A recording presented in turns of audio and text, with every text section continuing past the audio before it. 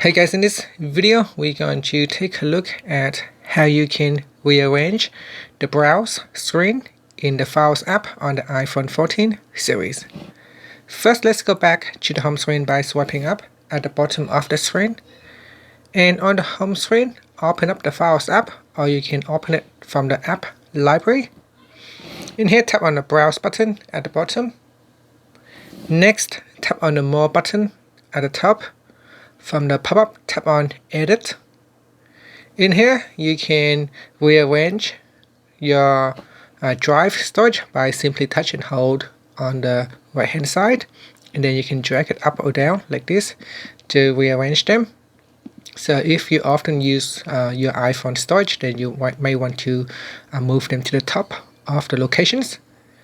And if you want to remove some items from favorites, you can tap on the delete button, or you can rearrange them as well. So you can rearrange the items. You can also delete it, remove it from favorites. Similar to tags, you can rearrange your tags from the top or to the bottom, and you can also delete any tags that you don't want to use. Now once you are done, you can tap on the done button. And in here, you can also move the drive up or down by simply touch and hold, and then you can drag it up and down like this. So if I just drag, so once it pops up, you can then begin to drag it up or down. You can also touch and hold, and from the pop-up, you can tap on the remove button to remove it.